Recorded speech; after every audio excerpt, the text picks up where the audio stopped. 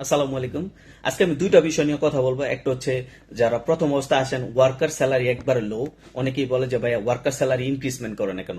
দ্বিতীয়ত যারা সার্টিফিকেট করে ফেলাইছেন, বাট সার্টিফিকেটে কেউ আছে $1000 পায়, $1200 পায়, 1500, আবার কেউ 3000, আবার কেউ $4000 পায়। তো এখানে দুইটা বিষয়, দুইটা আমি বুঝাই দেবো সুন্দর করে, আপনারা সম্পূর্ণ ভিডিও দেখবেন।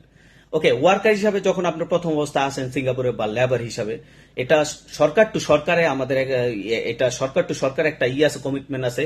ওকে, এগ্রিমেন্ট, যেটা যেমন ধরেন প্রথম অবস্থা আসলে $18, $19, $20 দিবে, ঠিক আছে। তো নর্মালি $18। তো এখন এটা আপনি ইনক্রিজমেন্ট আপনার প্রথম অবস্থা আসলে দিব না। আপনার ইনক্রিজমেন্ট কিভাবে করবেন? আইসা এক্সপিরিয়েন্স নিতে হবো, ওয়ার্ক এক্সপিরিয়েন্স, যোগ্যতা তৈরি করতে হবো, সার্টিফিকেট করতে হবো। তখন আপনি নিজের ভ্যালু নিজে করতে পারবেন, গ্রোথ করতে পারবেন।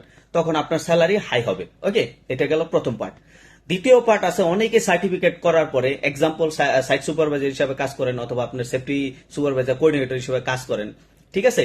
তো দেখা যায় অনেকেরই স্যালারি $2000, $3000, $4000, আবার $1500, ঠিক আছে। বাট অনেকের স্যালারি আছে যে 800, 1200, $1000। এটা কেন? বিকজ অফ আপনার নিজের জন্য। ওকে, আপনার নিজেরে ডিমান্ড করতে পারেন না, তৈরি করতে পারেন নাই, এক্সপার্ট করতে পারেন নাই, বা যে যোগ্যতা ওটা অর্জন করতে পারেন নাই। তা আমি এক্সাম্পল বলি, যেমন ধরেন সেফটি কোঅর্ডিনেটর অনেকেরই $1000, $1200, হ্যাঁ, বেতনে চাকরি করে অনেকেই। আবার কেউ আছে $1500, $2000, $4000। তো বর্তমানে জাস্ট নর্মাল একটা স্ট্যান্ডার্ড আমি একটা বলি, মার্কেট ভ্যালু $1500 থেকে $2000 যারা প্রথম অবস্থায় সেফটি কোঅর্ডিনেটর হিসেবে কাজ করেন।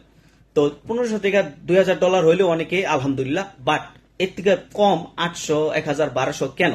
বিকজ আপনি যে কোঅর্ডিনেটর সার্টিফিকেটটা করছেন, এরপরে আপনি কোঅর্ডিনেটর সম্পূর্ণ যে কোঅর্ডিনেটরের কোর্সের নামটা আছে ওইটা আপনি না দেখে বলতে পারবেন না। মানে অনেকেরই আছে, ঠিক আছে।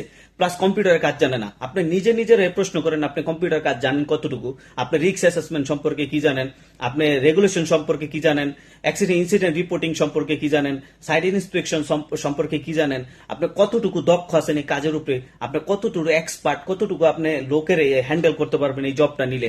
তো এগুলো আপনি প্রশ্ন করেন নিজেরে। যদি আপনি মনে করেন না আমি এক্সপার্ট, আমি দক্ষ, তাহলে অফকোর্স আপনি আপনার ডিমান্ড তৈরি করতে পারবেন। আপনি যে কোনো কোম্পানিতে গেলে আপনি আপনার ডিমান্ড অনুযায়ী আপনি স্যালারি চাইতে পারবেন, ঠিক আছে। আর যাদের এগুলা নাই, তারা চিন্তা করে যে আমি জবটা পাইলেই আমি আলহামদুলিল্লাহ, ঠিক আছে। তো তারা তখন 800-1200 টাকা জব খুঁজা, $1000 খুঁজা, তখন বলে যে আমার স্যালারি কম। এটা সম্পূর্ণ ডিপেন্ডস করবে আপনার উপরে। শুধু সার্টিফিকেট থাকলে হবে না, যোগ্যতা অর্জন করতে হবে, ঠিক আছে।